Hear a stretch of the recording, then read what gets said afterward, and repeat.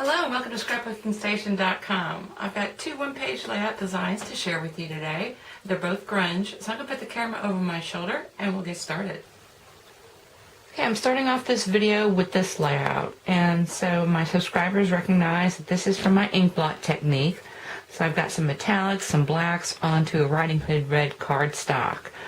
And then also I've got the titles from my Grunge one. So I've got those pieces, but now I want to gild some photos. I've got 4 relatively large photos that I want to fit on this page. So I'm going to trim them and I'm going to mat them in black, and then we're going to gild them. So I'll be back in a second. Alrighty, I've matted and cropped all my photos, and so now I'm going to take a Versamarker, and you could use a Versamark stamp pad and brush it across the side, but then you don't have as much control because I want to go on top of the photo as well. So I can get this all inked up. And once it's inked up how you like it, just go ahead and tap on, and this is Gold Glory embossing powder. As this is grunge, I don't care if I have a couple flecks inside. So I'm going to heat this up, and as it's warming, I'm going to add some of this gold halo glitter. And this is just some glitter from Stupendous. This is one of the elements. It's not embossing powder, so this needs to be warm. And I don't want to do it ahead of time because it will fly off as I heat it. So let me get started with that. Okay, once I have that embossed, I'm going to take just a couple of these flakes, and this is just a sweet and low spoon. So I'm going to heat it from below and get this glitter on there. Okay, and now this is not going anywhere. Very pretty look. So I'm going to do it on all 4 sides of all 4 photos. And the other thing I wanted to share, glitter tends to be very staticky and stick to everything. So if you use your embossing buddy and put this on the paper that's going to collect all your glitter, it'll go back into the pot a lot easier. And if you don't have an embossing buddy, just use baby powder. Just make sure you don't have big clumps of baby powder. I mean, just a nice thin coat.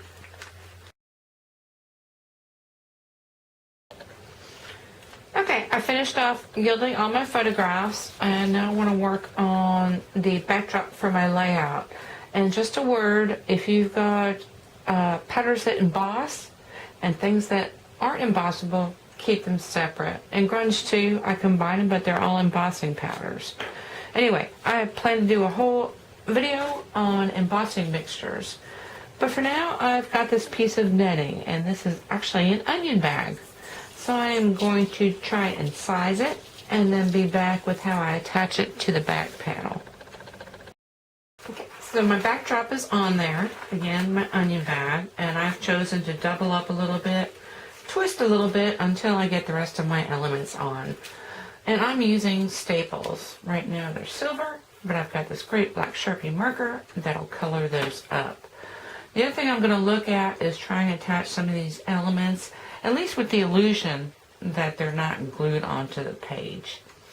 So let me do that, and I will be back with the finished piece. Okay, so after finishing loading up all of my elements, this is the finished page, and this netting, this onion bag works great. And actually, as I was building this, my turkey bag is more of a neutral netting. But anyway, really thin profile for your scrapbook pages, even if you tie it in a knot.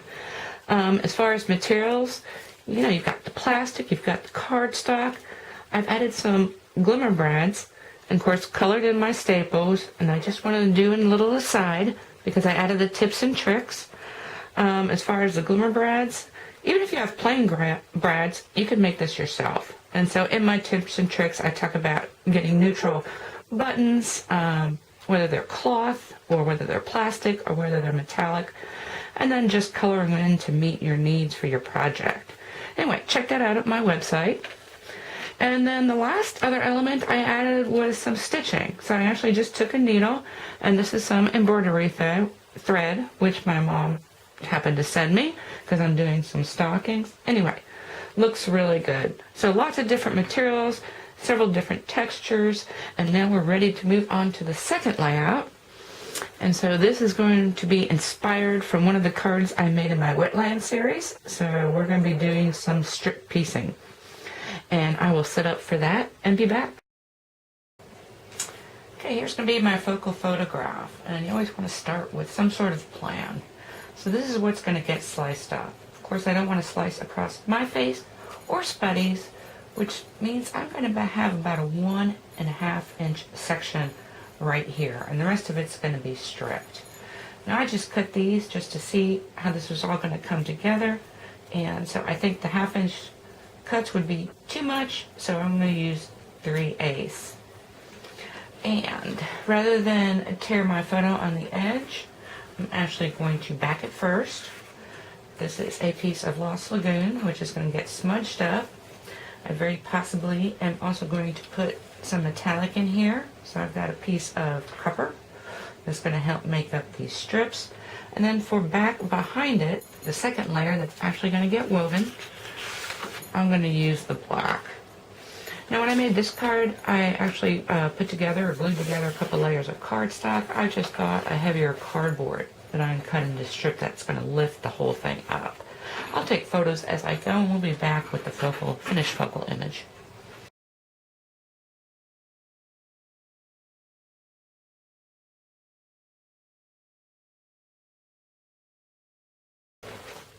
I just came back mid-process because that was an awful lot of photographs to comprehend. And so I'm just going to explain a strip or two. I've already put some of these down. Of course, I want to stay perpendicular. And I like to say it was a stroke of genius to use this pattern paper. But it was just Ashley Luff, but it's something to think about. Because I don't have to worry about using rulers. And so what I did there was I've got my black piece, and so I torn off each edge as I put them down and backed them with my piece of cardboard. And of course, since the strip is 3/8, I've cut the cardboard into 1/4 inch strips. And I like to see things as they go. So next I'm going to take a section of my photograph, and now I'm back to my 3/8 inch section. So I got me and Spuddy in there. We look good. And of course you just want to glue the edges is the only thing that's going to touch anything. And I like putting both ends. Now pay special attention to your photograph so that things don't get mixed up. And this I really just kind of eyeball at this point. And now I'm going to go ahead and continue going across. Oh, I did want to add on the Lost Lagoon, what I was using my sponge to dauber on is the baked brown sugar from Stampin' Up. And that's going to bring in the color that's in some of these little irises in the pattern paper. Okay, I'll be back here in a second.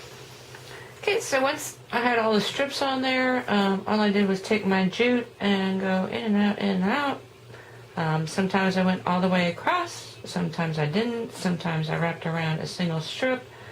And then you see the top here, I just wrapped around several times, in and out. Anyway, entirely up to you, and I love the way it looks.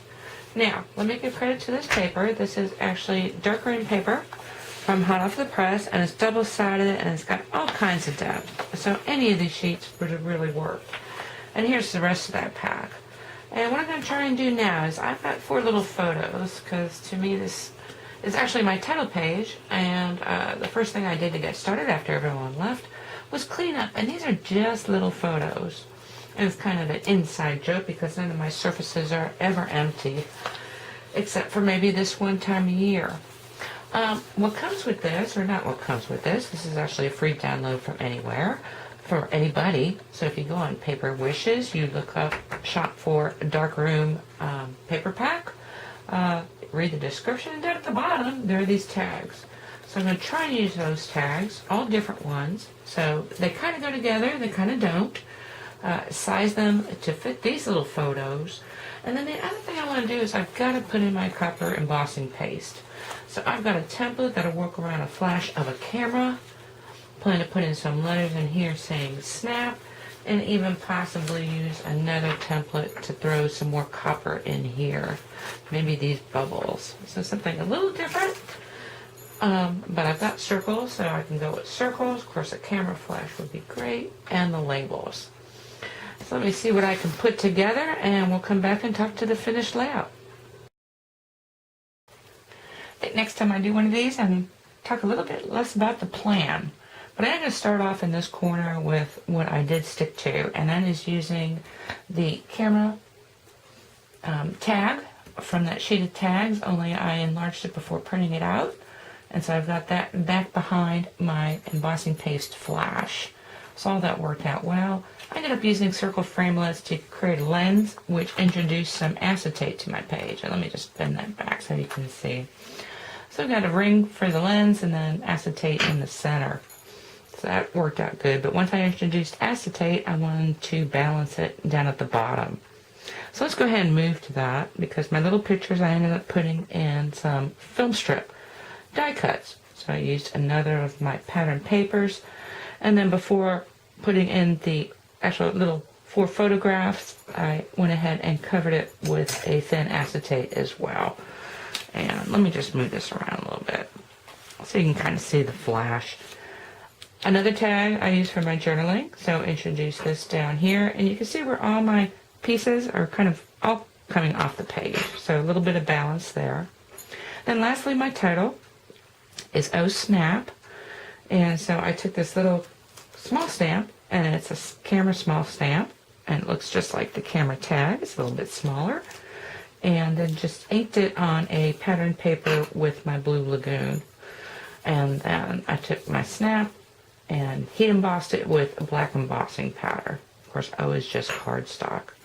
Anyway, nice balanced layout, a couple different textures between the paste. Actually, this is very textural. Let's see. I don't know if you can see it, but I mean, it's very rough when you run your hand across it. Of course, you've got your jute. I've got this raised up. You got things coming off the page, and this tag is raised up as well. Anyway, I'm running a bit long, and so I am going to finish up this grunge segment here. So I hope you took something away with you. You can use in your own scrapbooking. Thank you for watching.